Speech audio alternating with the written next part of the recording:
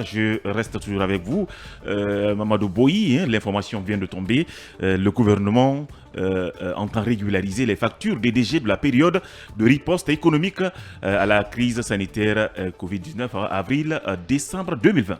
Et oui, Mamadou Aliou, vous avez tout à fait raison. C'est à la surprise générale, en tout cas, que dans le journal tout à l'heure de 20h30, eh bien, la présentatrice a lu ce communiqué de la présidence de la République, indiquant clairement que le gouvernement va s'engager, en tout cas, à payer les factures d'eau et d'électricité de la période d'avril à décembre 2020.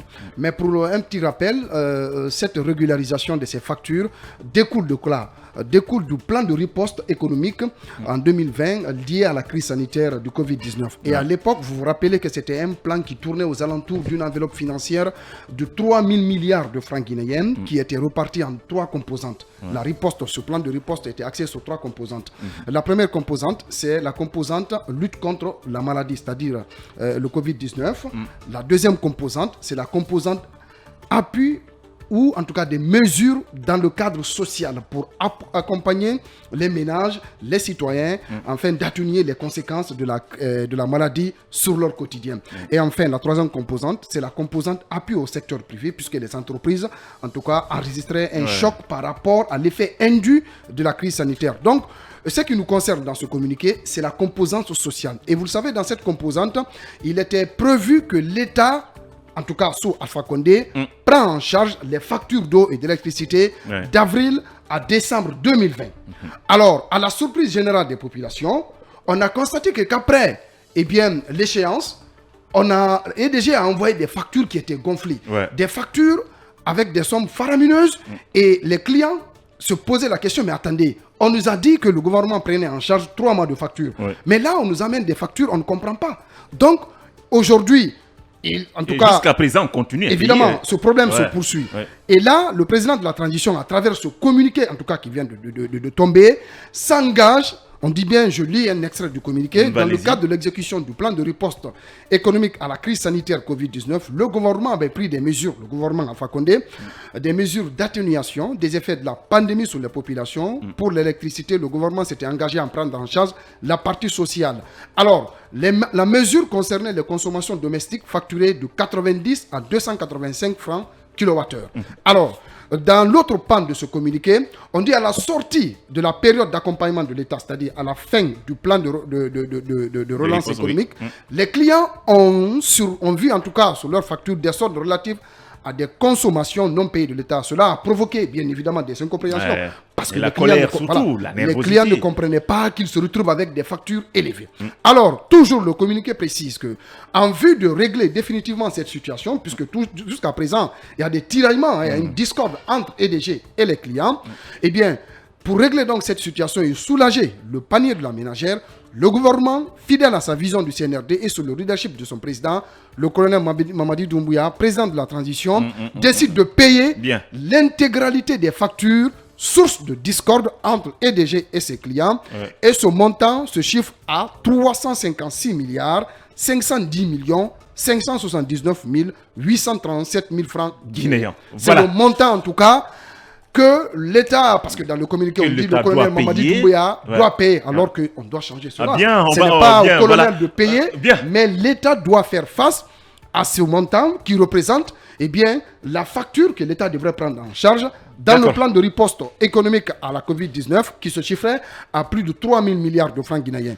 Alors, ce communiqué, je pense que c'est une bonne chose, puisque les clients que nous sommes, on ne comprenait pas que EDG, en tout cas... On souffre le martyr. EDG amène des factures très élevées et qui était en tout cas une sorte de discorde entre les clients et cette entreprise qui est chargée, n'est-ce pas, de gérer l'électricité en Guinée. Je pense que ce communiqué va en tout cas plaire, en tout cas va à tout le monde. Surtout s'il y a des répercussions, parce qu'il faut le préciser. Évidemment. On ne sait pas si on va sentir cela dans les prochaines factures, parce qu'il faut le préciser, les factures ont été multipliées à 2 fois, parce que, je le disais tantôt, moi je payais 300 000, finalement je me suis retrouvé à 700 000 par mois.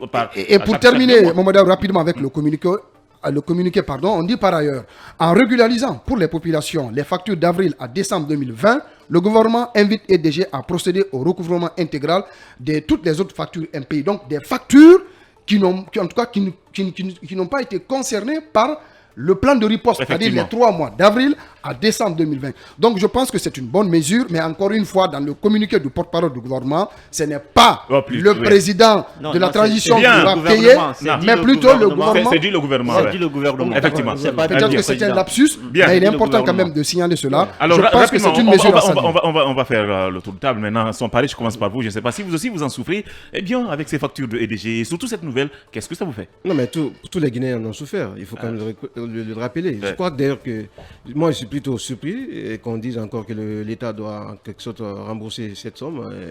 Puisque pour moi, déjà, la population a fini de payer parce que la plupart des factures qu'on a reçues, ce sont des factures qui n'étaient pas habituelles. Ce sont des factures où on a mis, même on va dire, des rappels pratiquement. Mais c'est à réparer.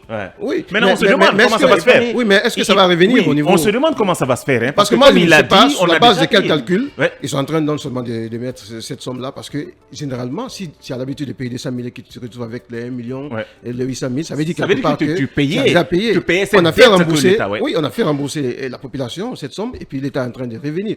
Il y a eu quelques semaines où on entendait quand même qu'au niveau de l'IDG, c'était pas trop ça, au niveau des comptes. Des comptes, parce que tout simplement, il semblerait qu'il y avait une crise financière, en tout cas un besoin qui était là. Il y a un déficit financier qui était là, si ma mémoire est bonne. Cela ne me remonte pas de très loin. L'autre aspect d'ailleurs sur lequel moi je pense qu'il faut s'appesantir, c'est l'anarchie qui a caractérisé cette période de plan de riposte. Parce qu'après, je rappelle d'ailleurs qu'on n'a non seulement pas mis l'échelle du temps, du timing par rapport à la période qui devait être couverte, et puis après cela, moi dans mon quartier, là où j'étais, plusieurs mois sont passés. On a même vu les agents de l'IDG venir tendre, on va dire ainsi, les factures. C'est comme si eux-mêmes ils étaient à l'attente jusqu'à ce qu'on dise, bon, à partir de l'instant, vous pouvez revenir. Ça veut dire qu'en sorte que c'est une entreprise qui a tourné dans l'anarchie, qui ne maîtrisait pas même la donne. Donc pour moi, cette somme qu'on est en train de sortir aujourd'hui, c'est une somme, on va dire ainsi, forfaitaire. C'est une formalité qu'on est en train de faire pour tout de même redresser l'entreprise qui souffre déjà sur le plan financier. Parce que ça, il y a plusieurs voix qui reviennent là-dessus, qui disent que au niveau des l'IDG, il faut jeter un regard crucial là-dessus parce que ça sent un peu une crise financière. Et la population en a payé les frais puisque depuis un certain temps, les factures, pratiquement, on ne comprend plus rien. Franchement, sur la base de quoi on fait ces calculs? Comme je le disais tantôt, on espère qu'on va sentir ce résultat sur nos factures, sur nos prochaines factures. Alors, vous aussi, votre réaction par rapport à cet engagement pris par le chef de l'État, c'est ce qu'on nous a dit, le président s'engage à payer une somme qui s'élèverait à 300 milliards, à plus de 300 milliards. D'abord, je voudrais revenir sur comment l'État guinéen s'est endetté à travers ses factures. Il faut comprendre que c'était une période d'Ebola et à ce moment... Covid-19. Pardon, Covid-19. Oui. Et en vrai dire, l'État guinéen, conduit à l'époque par l'ancien régime Alpha Condé, avait la volonté, n'est-ce pas, comme l'a fait d'ailleurs, l'ont fait tous les États, parce que dans tous les États, les États étaient venus... Il y a eu des plans de riposte. Il y a eu des plans de riposte, même au niveau des entreprises, il y a eu des exonérations. Maintenant, au niveau de l'État guinéen, la volonté était là. Mais qu'est-ce qui s'est passé? Il faut comprendre que quand on est sorti de ces élections, du référendum, l'État guinéen pratiquement n'avait plus d'argent. On n'avait rien, Il n'avait rien. On avait tout dépensé. Donc, même ce qu'il avait promis aux citoyens, l'État ne pouvait plus payer. On ne pouvait plus. Donc, c'est pourquoi, finalement, ils ont mis tout sur le dos des Guinéens, des citoyens. Nous, Guinéens aussi, qui acceptent tout. Sinon, dans les autres États, on est dans le droit de porter plainte, contre l'État pour nous expliquer qu'est-ce qui s'est passé. Mais c'est en Guinée, on accepte tout. Les Guinéens pratiquement ne réclament pas leurs droits. C'est ce qui est arrivé. Donc je pense que c'est un peuple docile. C'est un peuple docile. C'est un peuple docile. Donc ce qui est arrivé, c'est une injustice qui a été réparée. Donc je ne voudrais pas que le CNRD fasse de cela un bilan. C'est-à-dire... Moi, c'est que je n'arrive pas à comprendre. Vous avez dit à l'époque, l'État n'avait plus d'argent pour honorer son engagement. Évidemment. Mais qui a payé alors si l'État ne pouvait pas payer?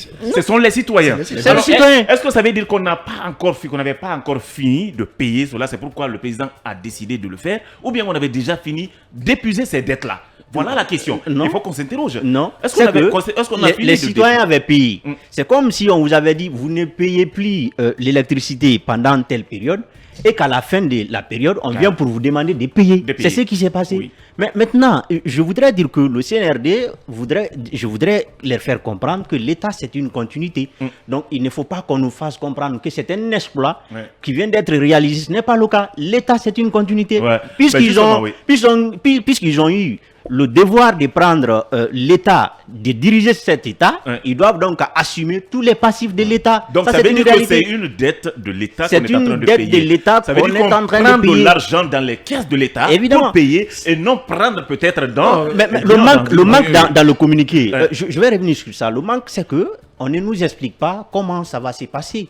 Parce qu'il faut aussi faire comprendre aux citoyens, voilà comment ces paiements vont être faits, comment l'État compte régulariser les factures impayées, mais cela n'a pas été fait. Donc on reste encore dans la confusion. Explications. L'interrogation que nous donne, est-ce que l'État est quand même prêt à imposer à l'EDG de revenir sur les factures gonflées qu'on a eues à un moment donné? Parce que pour moi, cette somme, si l'État s'engage, comme vous l'avez dit, ils doivent nous restituer l'argent que nous avons dépassé. Pour moi, cette somme, c'est un bonus qu'on est en train de donner à l'EDG. Parce que la population a déjà payé. Si la population n'avait pas payé des sommes, on va dire, faramineuses par rapport aux factures, je pourrais comprendre. Mais là, on a déjà payé. Non, mais qu'on nous restitue alors. Non, mais justement, mais comment ils vont restituer? C'est au moins de baisser, ou peut-être nous donner la facturation des mois prochains. Voilà, deux mois, gratuitement peut-être. Il faut compenser. Il faut compenser. Il faut trouver une solution. Ce que son pari dit a du sens, puisque on ne peut pas quand même ne pas le dire, c'est que la population, franchement, a payé une grande partie, pratiquement, si ce n'est pas la totalité, mais une grande partie, en tout cas, des factures à ce stade. De cette dette. De cette dette plutôt à ce stade. De l'autre côté, il faut quand même questionner la démarche. On annonce ici un montant de plus de 365 000 milliards de francs, 355 000 milliards de francs guinéens. Comment l'État va procéder? Quel sera le mécanisme? Et quel va être le mécanisme entre EDG et les clients, mais aussi entre l'État et EDG par rapport au recouvrement, par rapport aux opérations de paiement? Et de l'autre côté, d'autres communications. Et de l'autre côté, pourquoi pas ne pas faire en sorte qu'il y ait, en tout cas, disons, une certaine diminution dans la facturation par rapport à la population qui a pesé quand même, qui a payé le lourd tribut par rapport au paiement de... Khalil parlait de ces élections. Mais au sorti des élections de ce référendum et de ce troisième mandat, les caisses de l'État étaient vides. Il fallait tout trouver de l'argent. Comment les citoyens vont ressentir peut-être ce paiement. Peut-être une diminution dans la facturation. On se demande. Peut-être ça peut être les jours à venir. C'est pourquoi on a besoin d'une autre explication de la part des autorités. Voilà, ça peut être une approche de solution qu'on essaie, n'est-ce pas, de réduire ou en tout cas de diminuer la facturation pour que, par exemple, celui qui a l'habitude d'avoir une facture de 200 000 au cours des 2 mois se retrouve par exemple avec 100 000 ou moins, d'accord? Ça c'est une approche. De l'autre côté, vous savez, le gouvernement, quand il est en besoin d'argent, et le plus souvent, il surfe sur des segments où c'est plus facile à engranger des recettes. Par exemple, l'augmentation du prix du carburant, c'est plus facile pour le gouvernement d'augmenter là pour engranger des recettes, ou tout simplement jouer sur les factures d'eau et d'électricité, puisque là, les populations, le niveau n'étant pas là, ne peut pas comprendre qu'il y a augmentation à ce niveau. Voilà, on va poursuivre cette émission. En tout cas, le sujet, il est très très intéressant.